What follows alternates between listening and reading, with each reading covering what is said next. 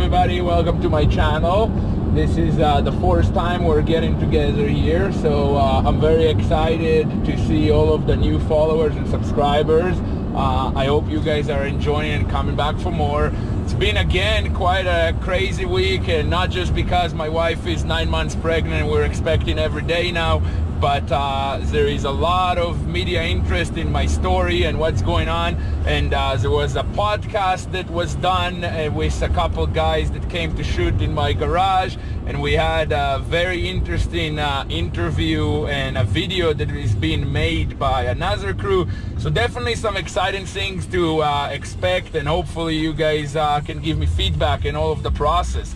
What I wanted to talk about today is, again, some business tips and basically get right into it. So, I ran into a scenario this week where someone was talking about fair, and my 2 cents is that the world is not a fair place. I don't know why people think that the world should be a fair place, and I don't know where that came from. It's the same as those participation trophies that now exist. At the end of the day, in my opinion, merit-based, performance-based is the way to go, because clearly when you have someone that is a good performer versus someone that is not a good performer, you're going to want to invest more into him. If you're expecting things to be fair and not necessarily because you do better than others, it's the same as you accepting mediocrity and thinking it's okay. So for the people that suck at what they do,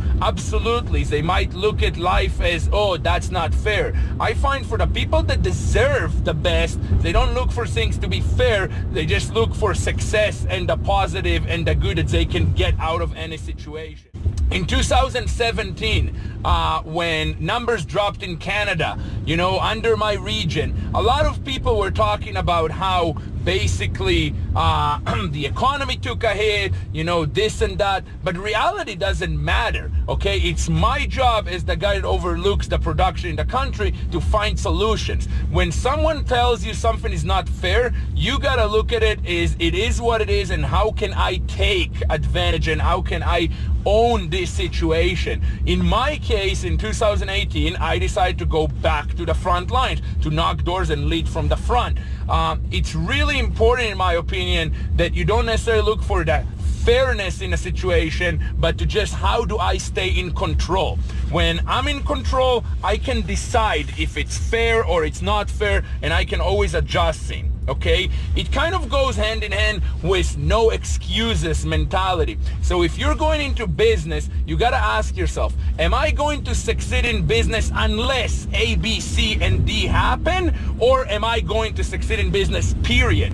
When you set your mindset to the mentality of no excuses, they just don't exist in my dictionary, what happens is you program your brain to look for solutions. You are always looking how to solve things and how to get better, and even if it means that you're making sacrifices, you are going to get ahead as opposed to stop because an excuse actually held me back. So a lot of times people tell me that I'm heartless, and usually it's because of my approach to things like that. And I'm sorry to say it, but it's not heartless. Business is heartless, okay? When I deal with business, I might come across heartless. But at the end of the day, if you want to succeed, as the great E.T. says, if you want to succeed more than you want to breathe, well, guess what? You're going to succeed. If you can't come to terms with those statements, then you got to ask yourself, okay, am I going to bet on my life? Am I going to bet on my income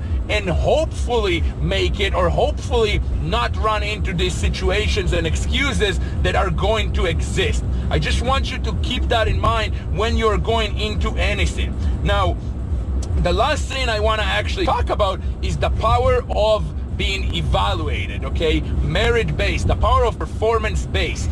When you go into commission sales, okay, what really you are telling yourself is, hey, I am confident in myself to that point that I am going to take a leap of faith, to the point that I am going to not have a guarantee, but I know that I'm going to make it. Now, whether the beginning is smooth or challenging doesn't actually matter, as long as you accept it that performance-based is a good thing. And here is why.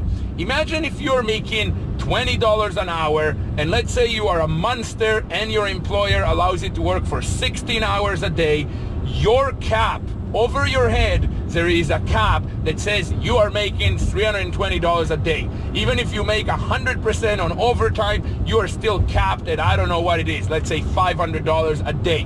Now take that same situation, and that same employee, instead of getting $20 an hour, gets told, hey, every time you do X, you're going to get $20 an hour. Well, guess what? All you just decided is if I can do 25 times a day X, I just made the same money I would have made at the best case scenario. But what if you can make X 30 times a day? What about 50? What if you can recruit and grow your business to the point that you're doing 100X a day? Would you rather stay solid and guaranteed and confident or comfortable? Or would you rather go and take the huge pay increase and actually be grateful that you weren't scared to believe in yourself? Performance-based is there for people that are willing to bet on themselves, for people that want to grow business. At the end of the day, if I take commission sales versus business, one thing that is very similar is you have no business unless you have sales. And if you want sales for your business, look at it as a commission pay. When you get business into your own business, you are going to have money coming in. Take that in and really think about that when you are going into any opportunity you take. Because if you don't believe in yourself today and you think, ooh, I better have guaranteed wage, no problem. But all that really means is that in a month or in 2 months, you're probably going to end up getting screwed, because if you figure it out and you're good at that line of work, you're probably getting underpaid if you are actually on a wage. On top of that, how does one stay motivated to exceed his limits and to keep pushing targets if his pay doesn't change? Every time I look at a job and I see that they're paying a wage plus bonus, well, guess what? Any of the guys that make commission out there ends up getting paid better. So again, in my world, I am very happy I was introduced into commission-based, into performance-based, and into the not so fair industries that pay a person based on his own performance. So hopefully you like what I had to say. Again, feel free to share some feedback. Thank you guys for watching. This is it for this week, or I guess this podcast. And yeah, if you haven't subscribed yet, please do so. If you like what you're watching, share it with your friends, and hopefully we can keep growing this. So thank you and have a great day.